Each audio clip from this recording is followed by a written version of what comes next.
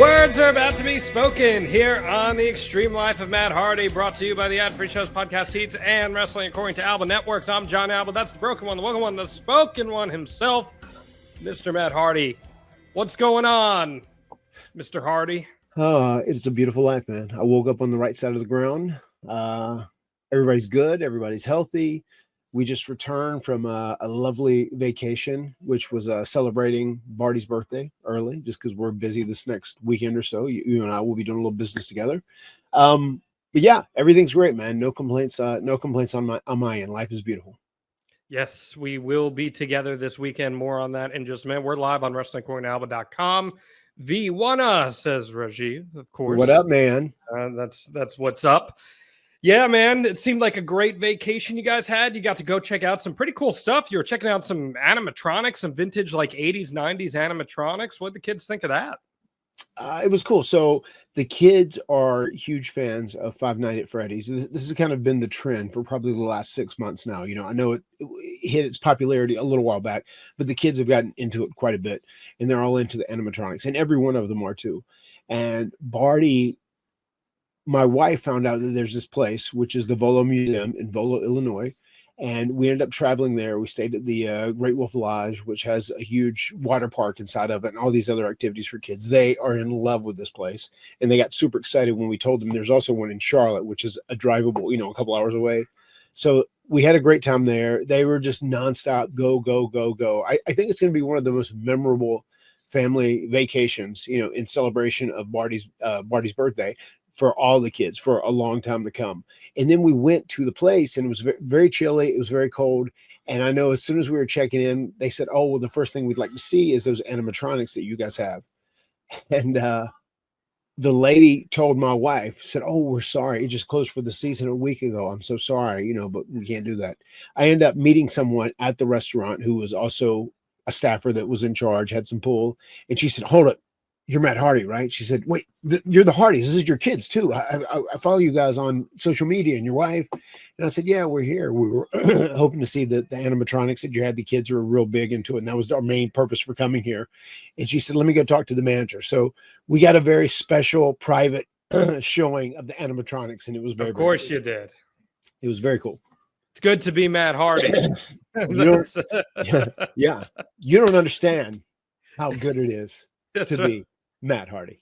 Yeah, John Alba walks in there. They say, go ahead back to Jersey. I whip out the Emmy. They're like, I don't care. Go back to Jersey. Matt Hardy walks in there. He's in jeans. He's got his T-shirt on, probably a Walking Dead T-shirt. And he's like, hello, here I am. They're like, come on in, sir. I love that. That's great. That's so cool that the kids got to experience that. And yeah, those Great Wolf Lodges, man, those things are nuts. The indoor water parks there, and I saw some of the videos. So I'm glad you guys had a great trip. And now that the kids are getting older, I'm sure they will remember those more. And I think they're going to remember the trip that they've got coming up this weekend as well, Matt Hardy, because we are all of us, as I just reminded your wife a few minutes ago, we are all going to WrestleCade for a night outcade with the Hardys. WrestleCade.com. Go to the ticket section and look for the night outcade with the Hardys, because we have a live Extreme Life of Matt Hardy, followed by a live Jeff Hardy concert coming your way Saturday night, November 30th, right after the WrestleCade live pro wrestling show. And Matt and I are going to be telling tales of the tag team, stories from your favorite teams of the Attitude Era, the Ruthless Aggression Era, and beyond. And I'm sure we got some, hopefully, Matt, some stories that you've never shared here on the podcast before. We do. We definitely do. Going to be a great time. You'll hear stories about the Dudleys. You'll hear stories about the APA. You'll hear stories about the Headbangers. And, of course, about our subject of the podcast this week, the new Age Outlaws. Oh, you didn't know these stories? Your ass better call somebody. You got to be there in person to hear them. Night Outcade with the Hardys, WrestleCade.com. Look up your tickets now. It's 2 events for the price of 1. This is Hardy country, isn't it, my friend? This is in the heart of Hardy country. WrestleCade is an event that I I feel very honored to have been given the ability to be one of the main eventers. Kind of, they built the whole event around me in a lot of ways for the first few years, and I'm so proud of it. It has grown so much. It has become a massive weekend here in the Mid-Atlantic area, and I can't recommend it enough. If you get the opportunity to make it out to WrestleCade, do it. It is going to be a memorable experience. It's a great gathering of a lot of awesome people in wrestling, people who cover wrestling, and wrestling fans. Make sure you are there for the convention. Get online early for your Hardy signed autograph or picture, because that will be like a 6-7 hour line. And then you head on over to our live show. Going to be a blast. It's one of my favorites we do every single year as we approach 2025, which will be our that will be our 4th calendar year of doing this podcast, Matt. How about that? There you have it. Time flies when you're having fun. Certainly does. We look forward to seeing you guys over at WrestleCade. All right, we got some breaking news on this podcast. This dropped right before you and I started taping on this Wednesday here before Thanksgiving. The Hardys, you guys are locked up in TNA. You kayfabed me. I didn't hear about any of this until I saw the article. What's the deal here, Matt? I've been enlightened with some of the plans that TNA has for 2025, and they are hoping to move to a bigger platform. They are still looking to grow. They have a lot of really cool stuff planned, and I love some of the marketing strategies that they have and whatnot. And we've had a great relationship working with them. And we talked and we discussed this a couple times over the last couple months about maybe doing a deal for X amount of dates or whatever it may be. But they've been there every step of the way. Everything they've said they were going to do for us, they have done. They followed through. They came through with it, and vice versa. I think we've done that for them as well. So the relationship has been great. We ended up signing for them for a year. We signed for a year. So a year from now, we're going to be around in TNA. It's also a very great working relationship. As if there's anything we want to do on the outside, we just talk with them, get their blessing, and we should be cool to do it. So we're still open, and we're going to still be doing stuff, and it gives us some ideas about some cool stuff we can do to kind of evolve the characters and continue to start to re-evolve both Matt and Jeff Hardy in this newest and latest run. But I think too, having us sign under contract to TNA is a great pitch if you are going to a TV station, or if you're going to a certain area or market and you're looking to get more momentum behind you. So now we are officially with TNA, and we're both very proud to officially be with TNA, and we're both very, very excited about the future in the new year. 2025 is going to be a big year. Yeah, I think the best promotions have acts from the past, present, and future, and when you can combine all those things together, it's a really strong pitch that you have. And plus, the Hardys are timeless anyway. So having them on board is a good thing for business. No questions asked. That's great to hear. I'm glad you're going to get to do some outside stuff as well. Seems like it's just been total synergy between you guys and TNA. It has been. The synergy has been a model reveal. So it has been marvelous. It's been so good. And we're really enjoying it. And we're happy. When we go to work, we're happy. People can tell. My wife said that after a couple months with TNA. She said, "You seem a lot happier than you were before," and I am. We've been put in a position to succeed, and we're given the opportunities that we want. Seems like a good spot for Jeff too right now, where he is in his life where he can just show up, work his dates, go home, do his music, spend time with the family. Is he really enjoying this run? He is. I mean, he was the one that said, yeah, like he was the first one to say he'd be up for signing, once these conversations started. So yeah, he's enjoying it. He's having a great time. And I think he really is gaining confidence in his in-ring work, especially being a sober Jeff Hardy, a kind of new version of himself. And I think his confidence is coming back. And I said in that interview, the matches that we had in Fayetteville with the synergy between us and the crowd and the way we physically felt, it felt like we were working in, 2001 again. It was a great feeling, and it just felt special. It felt new. It felt fresh, and we felt very accepted where we were. Let's talk about people trying to work other places, since we're hitting on that. The big buzz this week is about someone you know pretty well from your time in AEW, Ricky Starks. And he was brought in as one of Cody's challengers for the TNT Championship, kind of lit the world on fire. People really, really started to enjoy his work. He gets signed. And he gets featured on and off throughout the course of his AEW tenure. But for much of the last 7-8 months, if not longer, has been pretty much missing. And he reemerged this past weekend at the GCW show at the American Dream Mall right here in New Jersey, about 10 minutes down the road from me.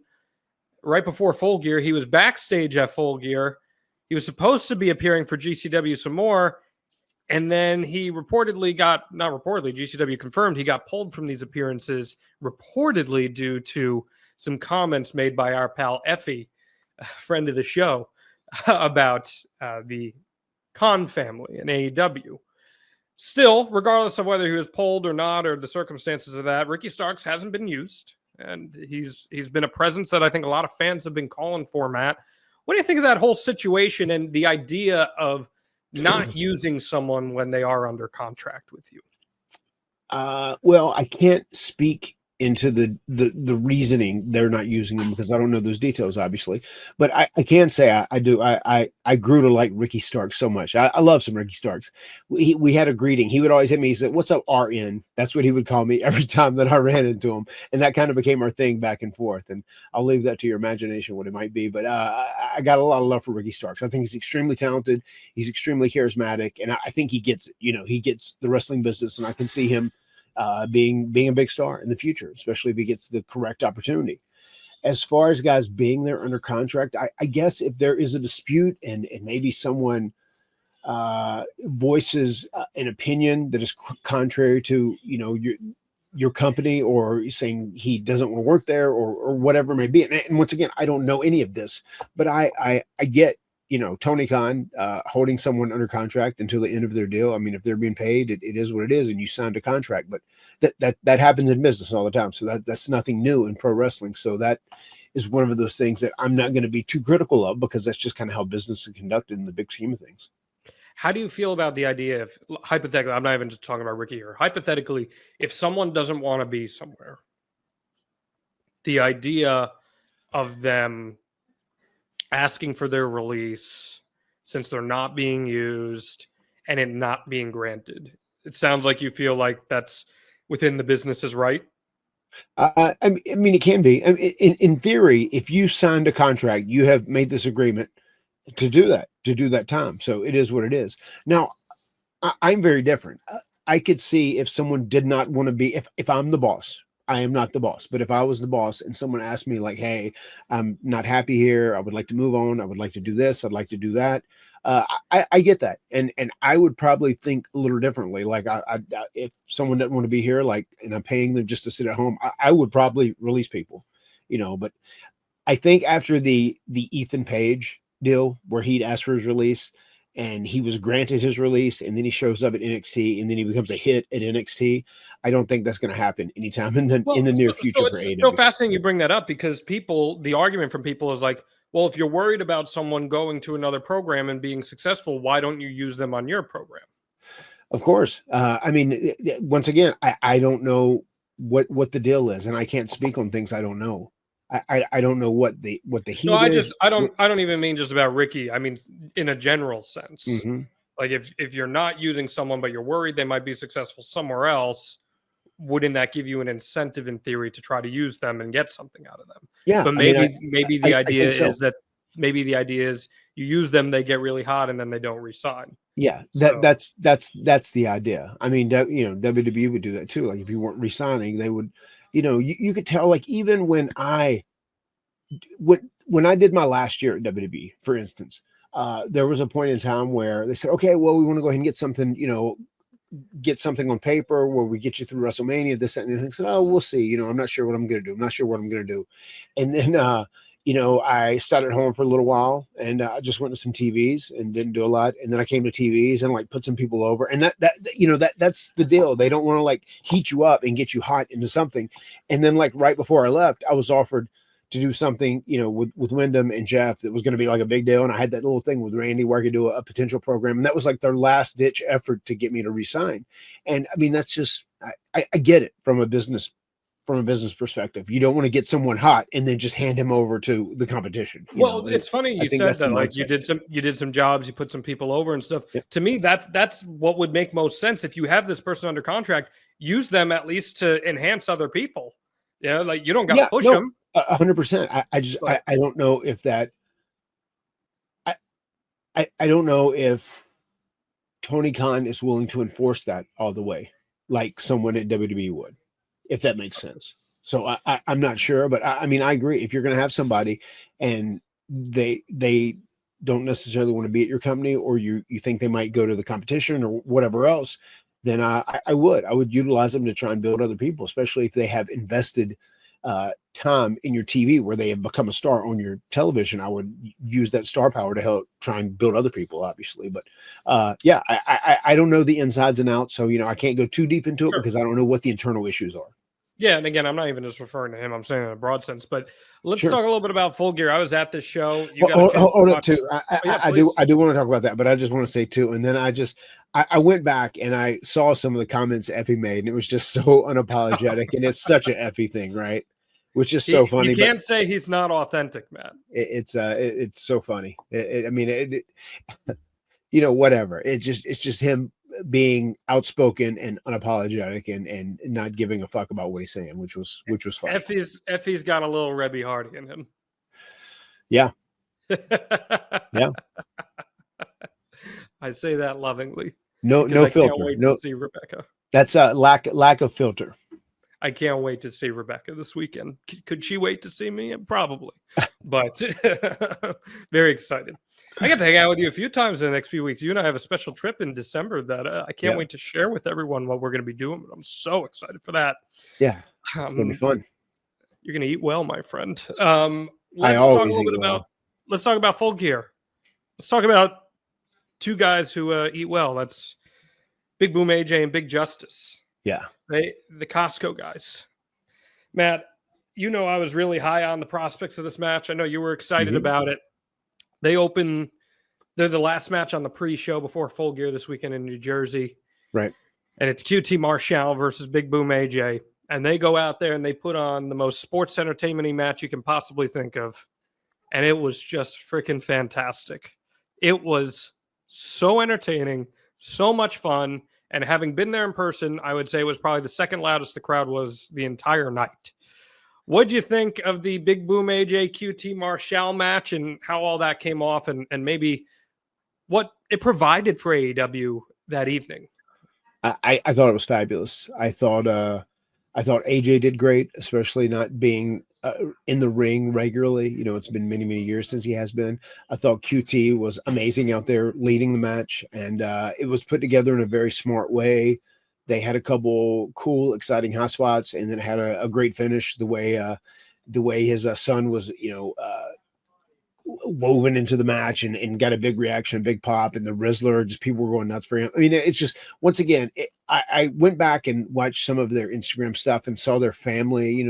The wife does stuff on the reels and also their daughter. So it's cool how it's a family effort and they're like super positive. They're super optimistic, and I'm there for that. Me, I prefer that type of mentality more than any other pessimistic mentality at the end of the day. So I love that. They seem like great guys and a great family, and I'm very happy they got that opportunity. And apparently they're going to be doing more with AEW, it sounds like. And he wrestled that match with a broken foot too, which is amazing, and how well that went. Dude, the Rizzler was as over as Will Ospreay in that building. It was pretty unbelievable. And seeing Paul White and the Rizzler walking out together hand in hand, that was quite the visual. It's just the very genesis of a pro wrestling match. You have a clearly defined babyface, a clearly defined heel, and the characters are understood. The crowd gets what they're watching, and they're there for the journey. Yeah, and business. It is easy business, and it was smart. Like QT is so underrated. The fact that he went out there with AJ, and I'm sure AJ, not being in the ring in all these years, I'm sure he had to be nervous as shit, especially in front of this big crowd, whatever else. But he went out there, QT, consummate professional. He gets what to do. He's not afraid to be a dickhead. He's not afraid to make people dislike him. He's not afraid to be an asshole. That's what you have to do as a heel. And he did a great job doing it. And then he ate that spear from the kid and then took the finish and got beat by a guy who hadn't been in the ring in 20 years. And he gets it. I mean, he gets it. And it was entertaining. It was a well put together match. It was very smart.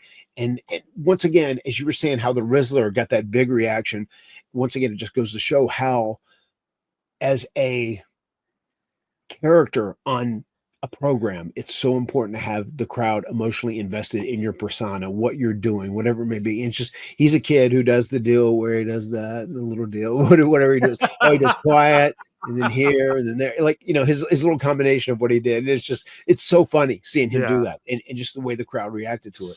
And once again, a lot of times the moments are a lot more important than the moves. certainly. So I asked Tony Khan after the event about casual fans in relation to this, Yep. and That if was a he great learned. question. Your questions were very, very great Thank for you. the I scrum. appreciate that. And I was just curious if he pretty much took anything away from the excursion and how much buzz that it got. I think it was the third most watched internet wrestling clip of the year, It was which correct. is amazing on the internet. So Mhm. it tells you, man, and he claimed he's aware of the casual fan and he wants to appeal to them. He gave us his whole backstory about how he started watching wrestling as a kid with G.I. Joe and then to the A-Team. So who knows, man? Maybe we'll see more of this. I think more stuff like this is good for an AW show. And I, and I, I agree. it gave it a nice little palate cleanser too. So I really did enjoy that. Our guy DG got the job done, man. Yeah. Daniel Garcia is the TNT champion. What do you think of that? Very happy for him, man. He's someone who very much deserves that opportunity. He deserves a title run. He deserves to be elevated in the company. He's a great guy. He's a great talent, and I see a lot of big things for him in the future as long as they keep his upward mobility moving in the correct direction. Private Party picked up a win too. They were so excited to be in that press conference. Mark Quinn said that they were popping their presser cherry, Yeah. which was impressively on brand. And they gave you a shout out in the press conference, which I thought was super, super cool. I'm sure you were so proud of them.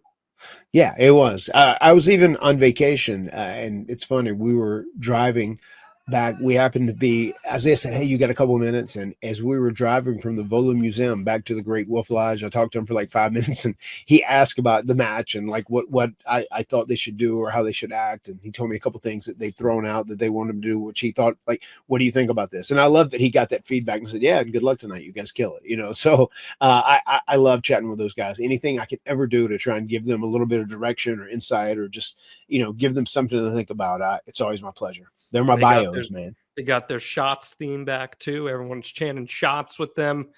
Good night at the office for Private Party. Anything else from that show stand out to you that you caught?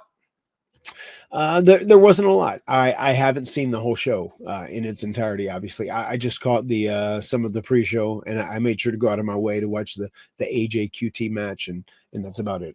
Yeah, it was a fun night. Go out of your way to watch Chris Statlander and Mercedes Moné. That was a fantastic match. Will Ospreay and Kyle Fletcher. Man, they got an opportunity to go make Kyle Fletcher with this match. It was exceptional. So not too often you're going to hear on this podcast, so I sit here and tell you that a Will Ospreay match was bad. So that's pretty much how it's going to work.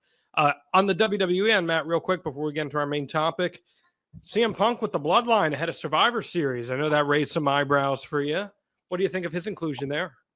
It's very intriguing. It's great storytelling.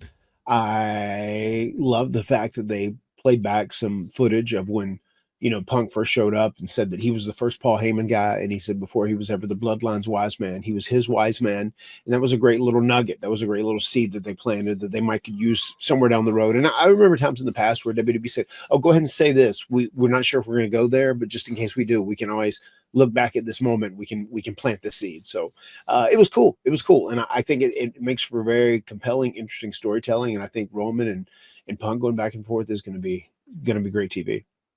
The New Day 10-year anniversary coming up for them this upcoming Monday night.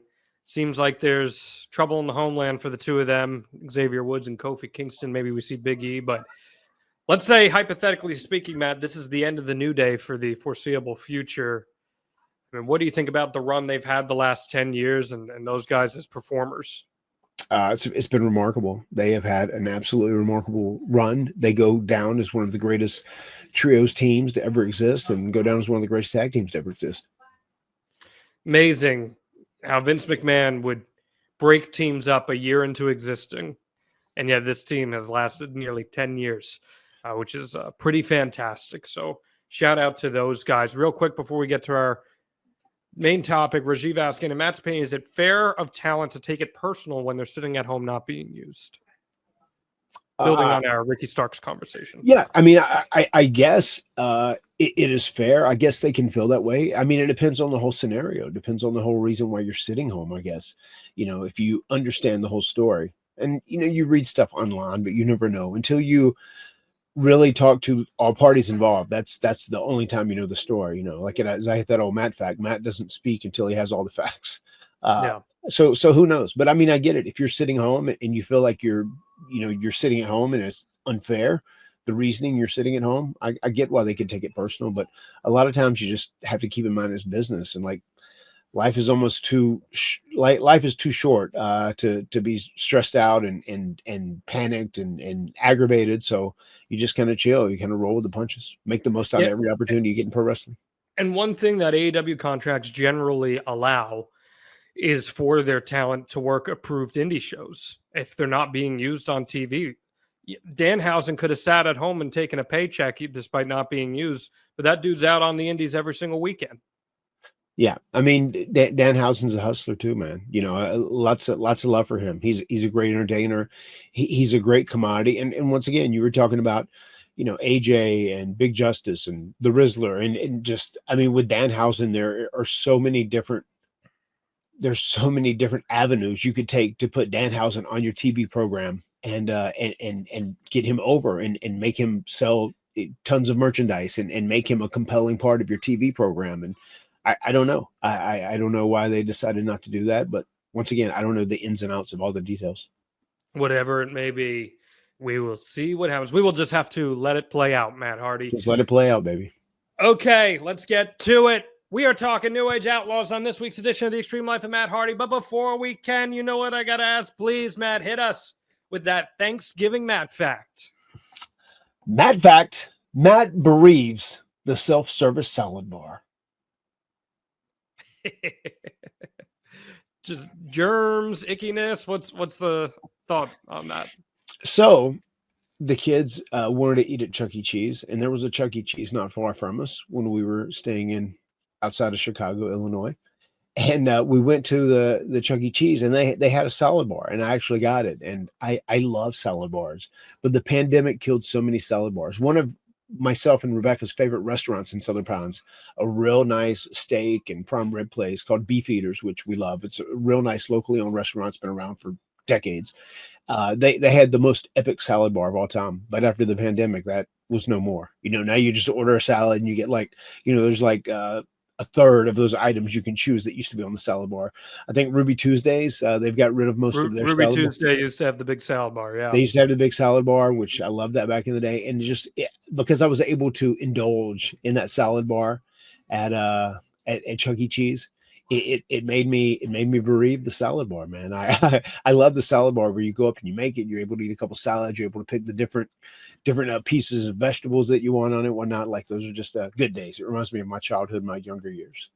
Never thought we'd be talking about a Chuck E. Cheese salad bar in the Extreme Life of Matt Hardy, but anything can happen in the Extreme Life of Matt Hardy. True. I mean, there's something different about you go to a salad bar. There's just something different about the grape tomatoes, about the carrots. There's a little extra bite to them, Yeah. I feel that, man. I feel that. A little French dressing, maybe a little Caesar dressing. What's the dressing of choice? Right now, my new thing, I like to take ranch and put it on lightly, and then also balsamic vinaigrette and lightly as well. So you get a little taste of both. And it's so funny you said that earlier about the germs and everything else that come along with the salad bar. So like my wife, she won't eat a salad bar as it was in the first place. Even when we were at Beef Eaters, I would go get it and I would make this big, massive salad. She said, you can get more, and I pile it up as like a big bowl of all kinds of stuff. And, that's not her shtick. So I get that. Like she loves Korean barbecue because they bring it out like right to your plate from the kitchen. I used to love Mongolian barbecue too, where you pick it out, you know what I mean? And you pick it out and then you have it cooked or whatever, but she wasn't a big Mongolian. Like anytime like there's food out, she doesn't like to pick it up. She is worried about those germs and just it not being sanitary or whatever it may be. But me, I'll do it all day long. I was raised by wolves. Are you kidding me? Rajiv saying the Sizzler salad bar is solid. I don't think I've ever eaten at Sizzler. Oh, so Sizzlers are here. The Sizzlers we had locally, I think, are out of business now. Do they still have a salad bar there? I don't know. I mean, the only when I think of Sizzler, I for some reason I associate it with your boy Big Papa Pump and Shoney's. They used to have Oh, all yeah. those Shoney's down Yeah, there. yeah. I don't think there's vested equity in that anymore. Okay. All right. New Age Outlaws. I am surprised it's taken us this long, over 150 episodes, to talk about the New Age Outlaws as a dedicated episode, but I'm glad we are. And the reason we are is because you just posted a clip the other day of you guys in a cage match with the New Age Outlaws back from November of, I believe, 1999. And it got me thinking, everyone associates the Hardys with the Dudleys, Edge and Christian, maybe too cool. I don't often think about the Hardys and the New Age Outlaws, even though you guys existed in the same realm. Right. And again, I went on our old pal Cage Match to try to gather how many times you guys actually faced the New Age Outlaws throughout the course of your career in just straight up tag matches.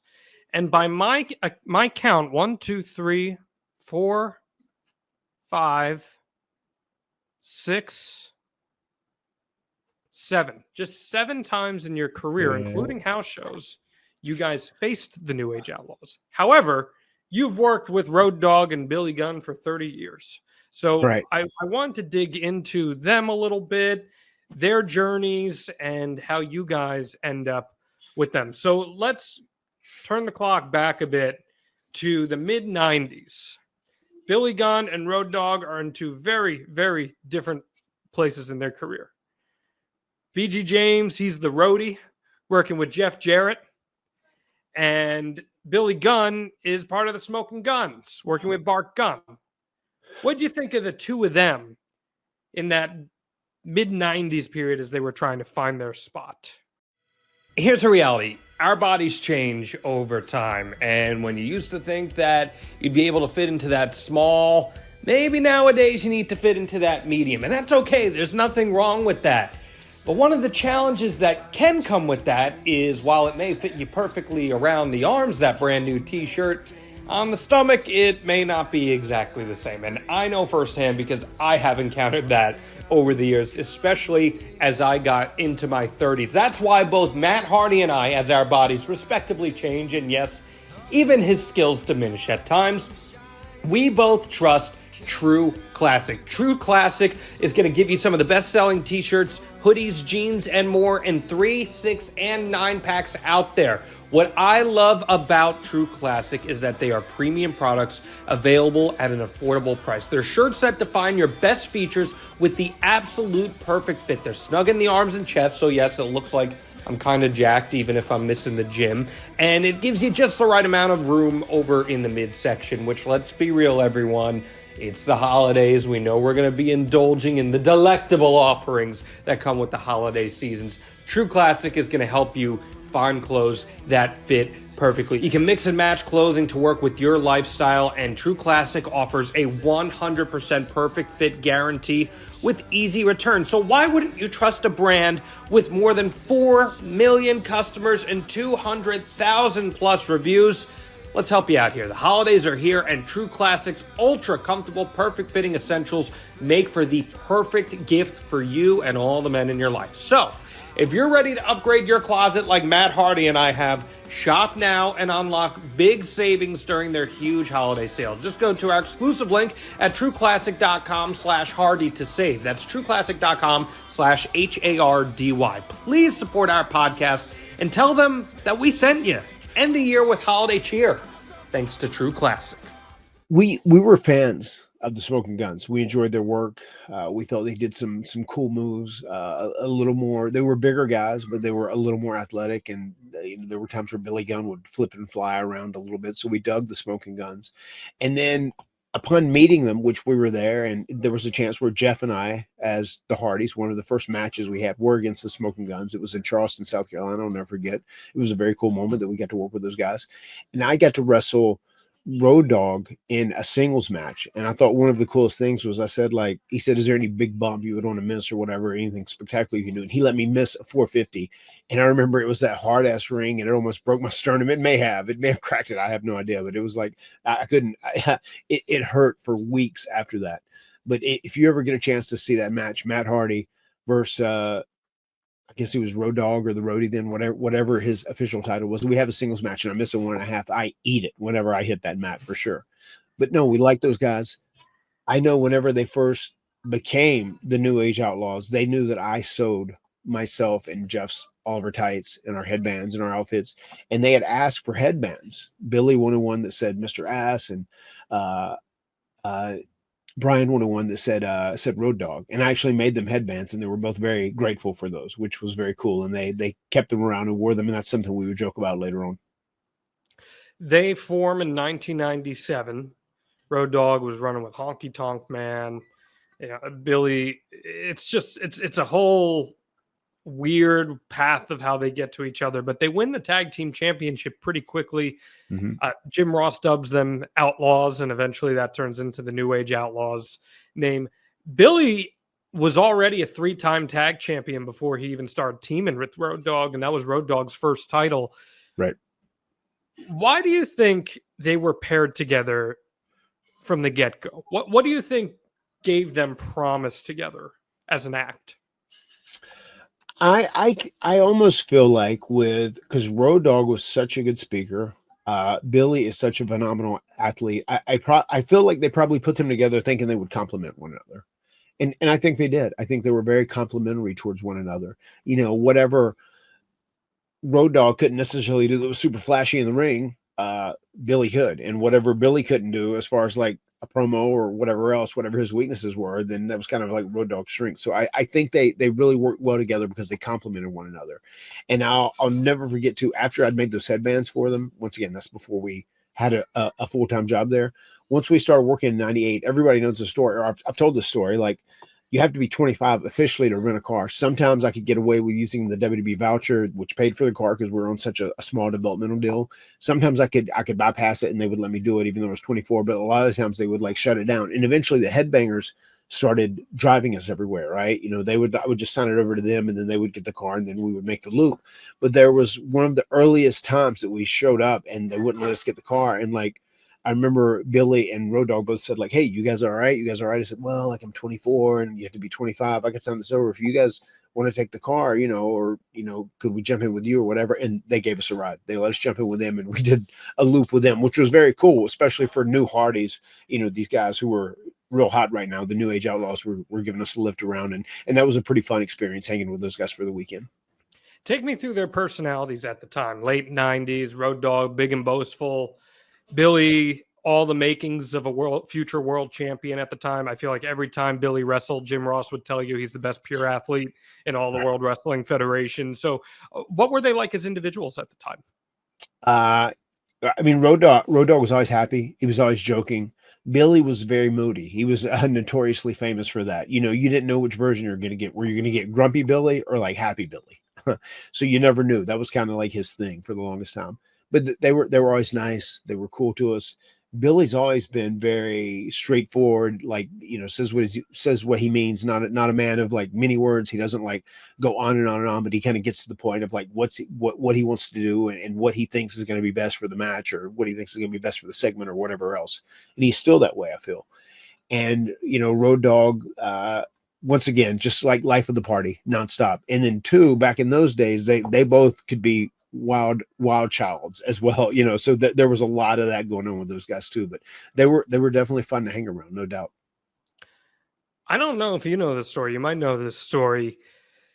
You talked about Billy Gunn not being afraid to say what was on his mind. Billy Gunn is the reason I ventured into pro wrestling. I don't know if I've ever shared this story with you, but I don't think you have. I was a sports director at the ABC affiliate in Bangor, Maine. And Billy Gunn was doing a live show there, just like a one-man Q&A kind of thing at a restaurant nearby. So I went to cover it because I'm like, oh, that's cool. Famous WWE guy in town. Let's get some chatting with him. And I get him for a one-on-one after the event. And we're talking. And he goes, you have a very punchable face. And I go, oh, okay. He goes, no. You could make money in wrestling if you lean into that a bit. It's like, huh, interesting. And from that point forward, Matt, the Emmy Award-winning John Alba character was born. And there you have it. Without that, you and I wouldn't be sitting across from each other. So thank you, Billy Gunn. Look at that. Speaking directly. Speaking directly. Thank you, Kip, for that. So they really catch fire when they join DX in 1998. End of 97, early 98.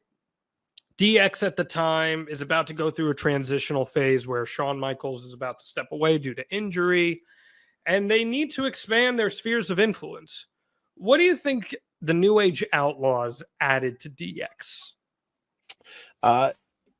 It just worked. I think those guys were all friendly behind the scenes. You know, they were real cool with Shawn. They were real cool with Hunter. And I think just their personalities really shined during that time as the New Age Outlaws. And they had a shtick, which was real simple. They would come to the ring, they would do their verbiage, and the crowd would recite it with them. They would chant and cheer with them. And that's kind of what it takes. And once you get over to that point, and if you're entertaining, which they were, they fit in great with DX, especially because there was just such that controversial, edgy feel to DX at that time. And I feel like the New Age Outlaws really played into that as well. I want to expand on that a little more. The New Age Outlaws introduction, though you didn't know, obviously with the entrance theme, and then the ladies and gentlemen, boys and girls, children of all ages, that whole Road Dogg shtick. I could be wrong, but that was one of the first times I remember a team having a consistent, engaging act with the fans. What do you think that did for them in helping elevate them from a popular tag team to, quite frankly, Matt, one of the hottest acts on the show each night? 100%. I mean, just the fact that now that they had this shtick, they had the bit they would go out and do every single night over and over, and the crowd just wanted to say it with them, and that made the crowd happy. That put smiles on their faces, put happiness in their hearts, and the fact that they made that emotional connection where the people were so excited to see it and they were so into their characters. I mean, that did more for these guys than any quality of match they had, you know, because a lot of times people would want to see that intro, and then they would want to see their match, and then the finish, and that was the things they were most concerned about. You know, a lot of times when you have an act that gets so over like that, and they have a sing-along, the crowd cares more about that than they do their match, especially like a WWE crowd, especially more like casual fans that just are into that entertainment vibe. Reminds me a lot. You know, it kind of went away for a while, for years, and then when Enzo and Cass became a thing in NXT, very similar parallels, no? Very much. And they were great. I remember when they got so hot, and even when we returned to WWE in 2017, they were still so hot, and the crowd would go out and they loved to sing along with Enzo whenever he was doing the whole spiel. Well, it's a great point, because Enzo and Cass didn't blow you away with their ring work in their tag matches. They were a totally fine, acceptable tag team in terms of their ring work, but the act was super entertaining. It was a moment that people could feel like they could be a part of. And I think that's one of the big keys with pro wrestling, is when the crowd feels like they're part of what they're seeing in front of them. When you and Jeff go up to the ladders and you hit the guns, you whatever you're doing there, the crowd feels like they're part of that moment. And that really gets them to bite in, doesn't it? It does. I mean, and that's what it's all about at the end of the day. The crowd needs to be emotionally invested and connected to what you're doing. And it's not necessarily every single move of what you're doing. It is just the persona, the character. What does the character do? What are the character's motivations? And do they like the character's bits? Do they want to do sing along with them? Do they want to, do they want to see them do a certain shtick? And that's what gets acts over. The first time you face the New Age Outlaws is a tag team title match on November 3rd, 1998. It's on Shotgun Saturday night at the Reunion Arena in Dallas. They defeat you guys there. What were your first impressions being in the ring with them as a tag team? I know we were excited to work with them because we like them. Obviously we weren't like besties. But they had always been nice to us. They'd been kind to us, and we had a good relationship with them. We were really friendly. We could joke with them. And even, going back to the very beginning, right when we started working there, one time that they hit our bags when our flight was canceled, and we were able to get there right before the show started, and like literally got sent into the Undertaker's dressing room, and then like got dressed and went straight to the ring. We came back and our bags were gone. And the person who smartened us up and told us where they were and also protected us by zipped our bags up tightly was Road Dogg, because he gave a shit about us, which was cool. And we were excited to work with them. They were a big deal. You could tell they were getting hot. You could tell they were going to be a top act for a while to come. So it was a cool opportunity to work with them. What's interesting was not long after this, going into 1999, the Outlaws are split up. They've been together for a little over a year. They're one of the most popular acts on the program, and they're split up with Billy Gunn going heel, gets into the whole King of the Ring ordeal, has that segment with The Rock where he really doesn't hang well with him, and eventually we know that they would be reunited.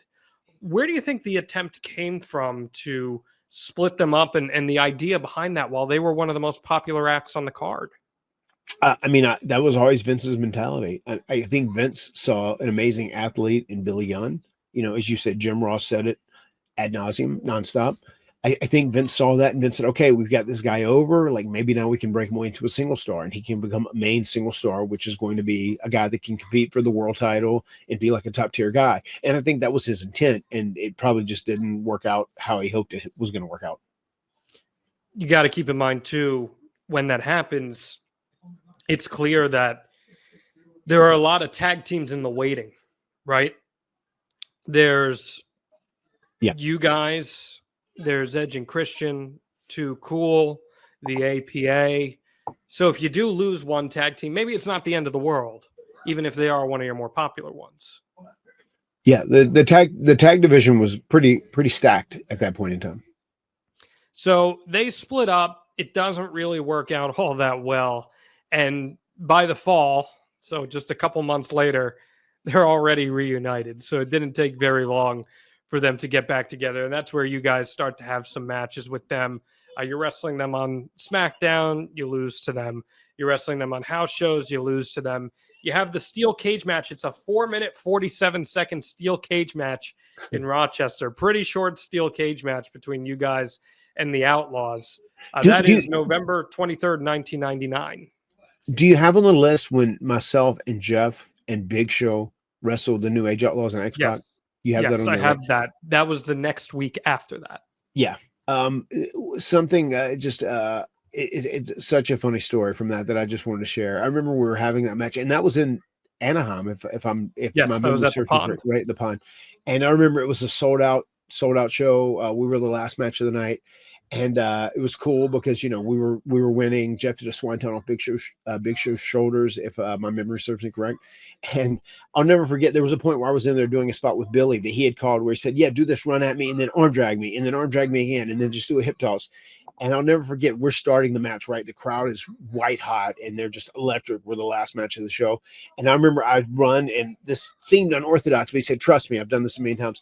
And I do the arm drag. And I remember as I'm getting up, I'm like, "Oh my God, this guy's so fast. I got to get up fast." He said, "Come on, kid, you're going to let the old man beat you." And I do it another arm. He said, "Come on, kid, get up. I'm up too fast." And I remember he was like talking shit to me. He was just like, he was in a very comical way, just like talking trash as we were doing that. And it was one of the coolest memories. And I remember like, God, this is like what it's like to have fun in the ring with somebody. And it was even TV and everything.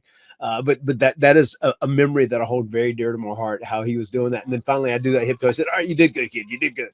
I mean, that is a testament to just how talented he was, isn't it? I think one of the most amazing things about going to a game, a concert, an event, whatever it may be, is having that shared experience with the people around you. There's just nothing quite like it, honestly. And Game Time has a new feature called Game Time Picks that makes getting tickets to that special event even easier than before. Game Time Picks filters out the fluff to show you only incredible deals on great seats so you don't have to waste time searching through thousands of tickets. I was just looking at New York Giants tickets. For some reason, I'd like to torture myself. And I clicked through the Game Time Picks selection. It's very easy. You open the app, you go to Game Time Picks, and right away popped up the super deal, which gave me $55 off lower bowl tickets. That is fantastic for an NFL game. All you have to do is select it. Your tickets pop right up. You can check out almost immediately, plus with a view from your seat to know exactly how good that view is going to be. And 1, 2, 3, you are there, headed to MetLife Stadium or whatever stadium you choose to go to attend whatever event you go to.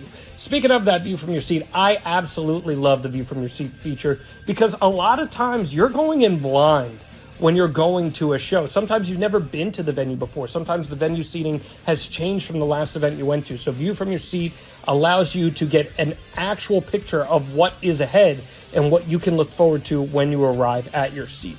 And with their lowest price guarantee, Game Time is going to credit you 110% of the difference if you find pricing elsewhere that suits you better. Your purchase is covered with the most flexible customer service policy in the ticketing industry with Game Time's ticket coverage. So take the guesswork out of buying tickets with Game Time. Use the Game Time picks, curation that makes it easier to save more on sports, concerts, comedy, theater, and anything else.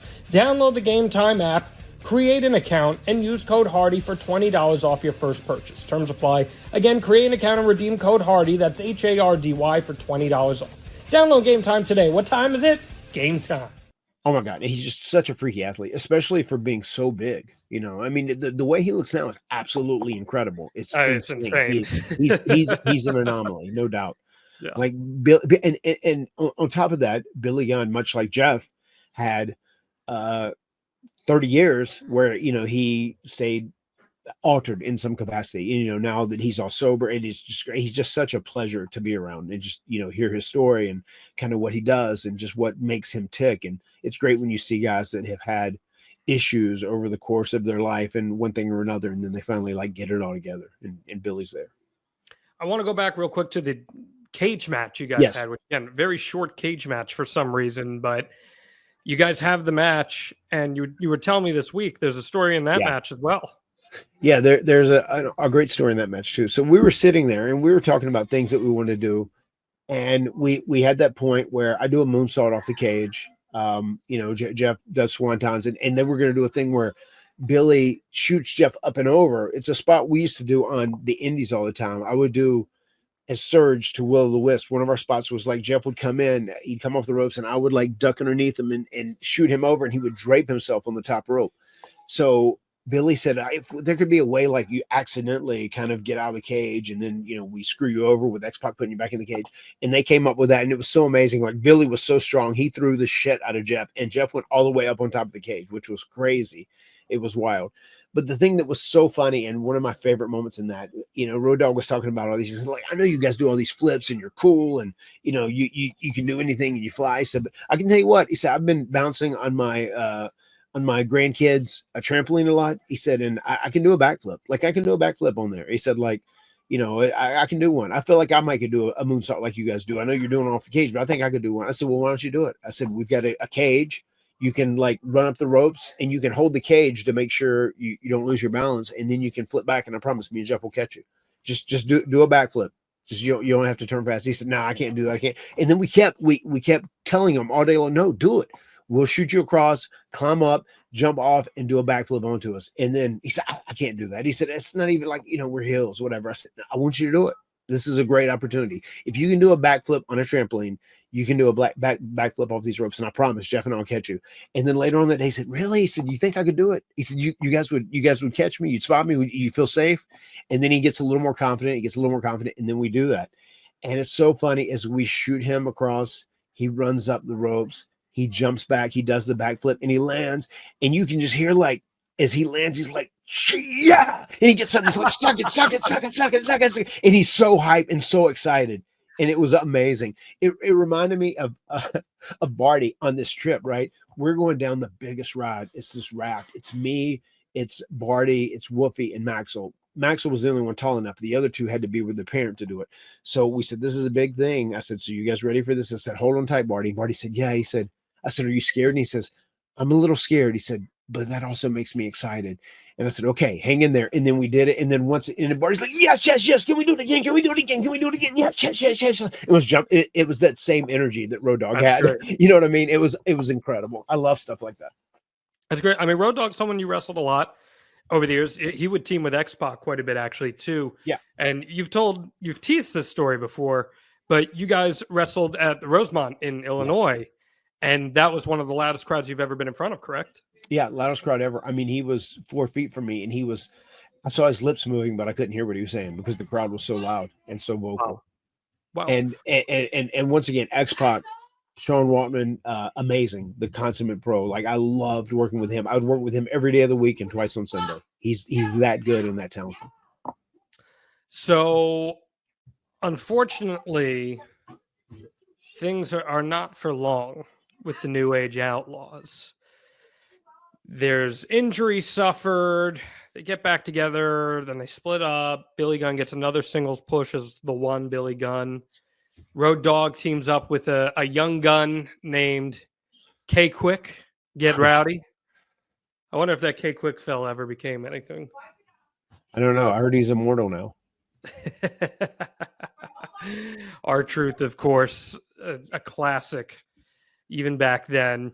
And Road Dogg gets released due to some ongoing drug issues he had. And Billy Gunn would stick around until around 2004 on his own and be released eventually there. What do you remember about the ends of their respective tenures in the company? I remember once again, lots of love for Road Dogg, and always enjoyed working with him.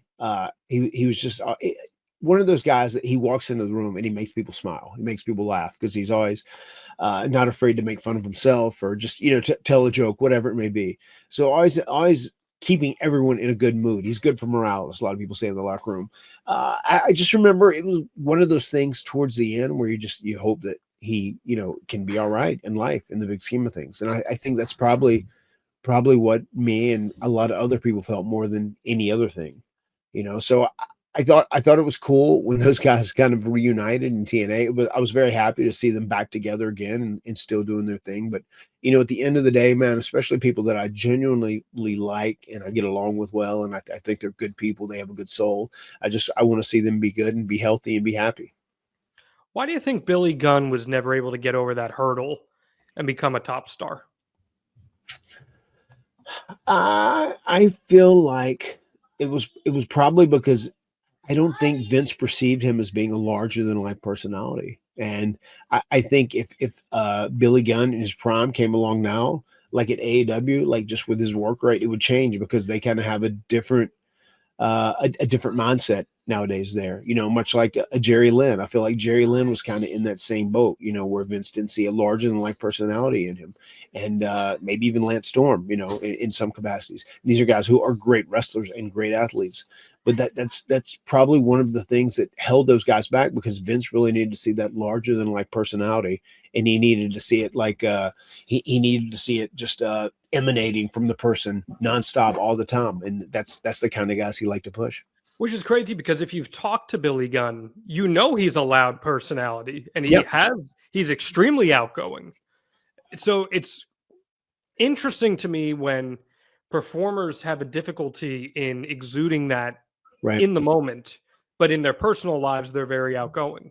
Do you encounter that a lot? Yeah. Who one of the greatest examples of that is? Dean Malenko. I knew you were going to say that.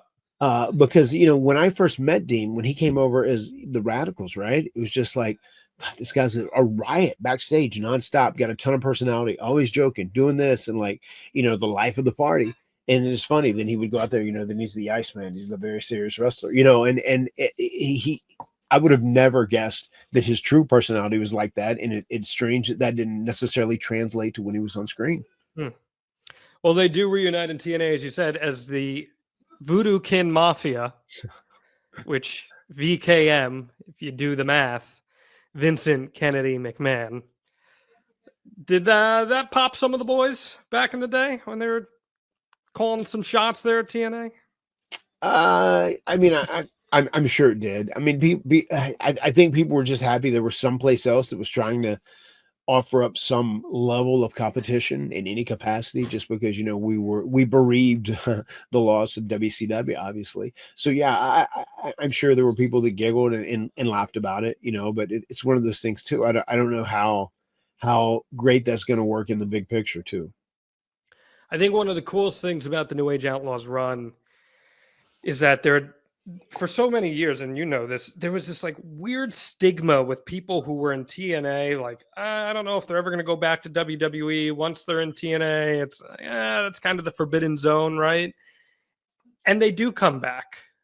They come back 2013, 2014, and they actually get a tag title run, right, as the New Age Outlaws again. Kind of I love that.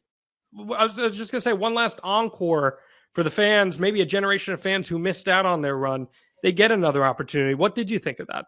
I loved it. I thought that was great. It was great that they came back and, they were putting their shit in order. So it was great that they were rewarded. And I was real happy to see them have that little run. They get inducted into the WWE Hall of Fame in 2019 as members of DX. They won the WWE Tag Team Championship once, the WWE World Tag Team Championship 5 times. Road Dogg and Billy, both Intercontinental champions, both hardcore champions. And in my opinion, Matt, truly one of the most memorable acts of the Attitude Era.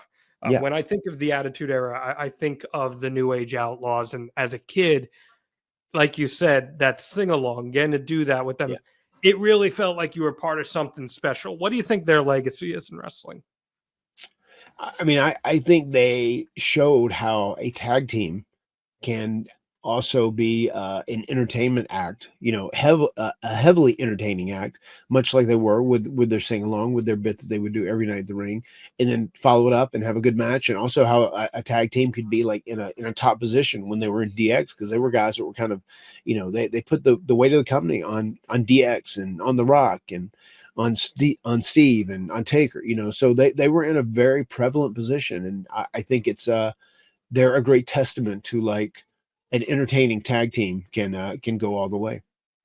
What do you, and it's funny because Billy now, as we know, he's with the Acclaimed, and the Acclaimed are kind of on their last limbs right now. However, the prime of the Acclaimed, if you will, the breakout of the Acclaimed, so reminiscent of the New Age Outlaws in so many ways. A very entertainment-driven tag team with a little bit of a sing-along in the beginning, and they had a cool finishing move.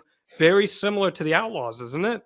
It is. It's very similar. I mean, that was Billy with the Acclaimed was a great pairing by AEW. Have you ever scissored Daddy Ass? I have. There was a time where we did a deal where I don't know if it was on TV or not. It may have just been for the house, where we all went together. I want to say it was myself and Isaiah and maybe Quinn, and then we all went in and did a scissor. And I said, "Scissor me, Daddy Ass." On a scale of 1 to 10, how good of a scissorer was Billy Gunn? I'll give him a strong 8. Maybe get into the 9 category. He's got good strong fingers for scissoring. Well, he's the greatest athlete in the history of the wrestling business, so I would hope that he's a quality scissorer Indeed as well. Man, it's impossible to state how popular the New Age Outlaws were if you were not around. Right. I remember going to a summer camp at the time, so 1999 or so, and there was like a pro wrestling day, because that's how popular pro wrestling was at a summer camp. There were 3rd, 4th, 5th graders wearing Doing It Doggy style shirts for the New Age Outlaws, which in 2024, 2025 is insane to think about. But that's how popular pro wrestling was, and that's how over the New Age Outlaws were. So kudos to them. Legends in my book. Road Dogg right now, big role backstage in WWE. Yeah. Kind of crazy, isn't it? Yeah, I mean, it is. Billy's a big. He's got a big role backstage at AEW too. So he's a heavily sought after coach there. Good stuff. Anything else you want to add on the Outlaws? No, man. I'm so happy for both those guys. They're both in great places in their lives. Once again, I always got along great with both guys personally, and they've had a hell of a career, man, and a hell of a run, and they're still doing it. And once again, I am positively envious that Billy Gunn is in the shape he is at the age he's in. He's an inspiration to me. Well, all I can say is, Matt, they've got one thing on you. You guys may be the greatest of all time, but in straight up New Age Outlaws versus Hardy Boyz competition, you guys never pinned them. You never pinned them once. You beat them one time via DQ, but outside of that, you never beat them. So they do have something on the goats. Maybe we got to settle that score at some point. Who did we beat in that 6-man tag with Show? Do we pin them with the Outlaws? Or was that was them and X-Pac. Yeah, I know, but I knew they were good. I just wondered who we pinned in that. Oh, I'll have to look that up. But there was also doesn't list that. You also on February 21st, 2000, you guys and Edge and Christian beat the Dudleys and the Outlaws. Interesting, but nonetheless, We might have to run that back sometime. We'll have to see the place and time. But hey, I'm very curious too. This is totally out of curiosity. If you're on Cage Match right there, you were looking that up on Cage Match, right? What did Cage Match rank the AJ QT match? Ooh, let's find out. I'm just color me intrigued. I don't know how you couldn't watch that match and not just have I think I said this to you, and not just smile the entire time. Right? No, I mean, I can't think of how many times I smiled during that match. Let's see here. Is it? Oh, I don't know if it actually got a grade because it was on the pre-show. Let's see. I'm looking for it here. AJ, big boom AJ. Let's see. I'm trying to find it right now. He looked freaking fantastic, didn't he? Yeah. No, I mean, I thought it was great. I was highly impressed, and I'm so happy that we're able to pull it off. It got 6.88 out of 10. Okay. All right. Which, in comparison to the rest of Full Gear, let's see where it would rank with the actual main card. It ranks ahead of the Private Party match. It ranks ahead of MJF Roderick Strong. It ranks ahead of Daniel Garcia, Jack Perry. It ranks ahead of Takeshita Ricochet. Okay. All right. Kudos. There you go. So kudos to the voters. Good. People dug the Gaga. Yeah. Yeah. I'm here for it. Justice is over. Now we need our Big Justice versus Goldberg match to see who's got the best spear. So, there you have it. Yeah. I'll have to find out. Maybe the Hardys, the baby Hardys, will be facing Big Justice and the Rizzler. Yeah, I was just going to say, Maxwell and Wolfie and Barty one day, they're going to have to, face Big Justice, the Rizzler, and a mystery partner. We'll have to maybe Gothic Baby turns on the baby Hardys and joins. She may. That would fit her bit. She's a Costco girl. That's what they're saying here. She's very much like Rebecca, a rattlesnake. Do you have a Costco anywhere near you guys? We have a Costco in Raleigh. Okay. I live at Costco. I live at Costco. Yeah. We want the good steaks. That's where you go. We cannot wait to see you guys WrestleCade this weekend. Night Outcade with the Hardys, live podcast with Matt and me, and then Jeff Hardy, Brother Nero, live in concert. Get your tickets now. This is a hot selling event. 2 events for the price of 1. It's going to be a blast. So make sure you get your tickets to see the Hardys as well, to meet, greet, and what's that third term, Matt? Delete. That's what I thought. And then, of course, you head on over to advertisewithhardy.com. Get your business out in front of thousands of listeners and viewers every single week. Advertisewithhardy.com. Matt, I'm excited to see you this weekend. I'm excited to see House Hardy this weekend. And I'm really excited to see that lovely Queen Rebecca. Anything else you want to add? Yes, sir. We're excited to see you. We're going to have the whole crew rolling. It's going to be a lot of fun. We're going to be there Friday night with TNA, Turning Point, myself, and Brother Nero, and our new guy who is running with us right now, Ace Austin. We're going to be taking on the Rascals and Kushida, which should be a very interesting match. Certainly should be. I'm ready for babysitting duty if need be. I'm coming prepared. We have plenty of babies. I'm ready for Barty Hardy to put the boots on me. I know he's got that aggressive edge.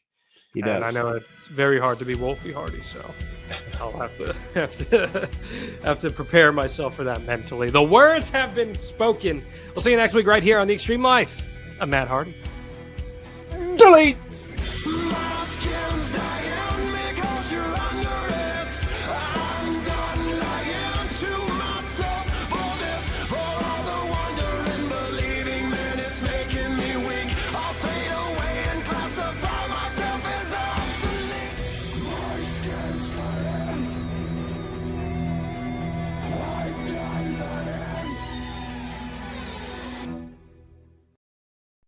SaveWithConrad.com.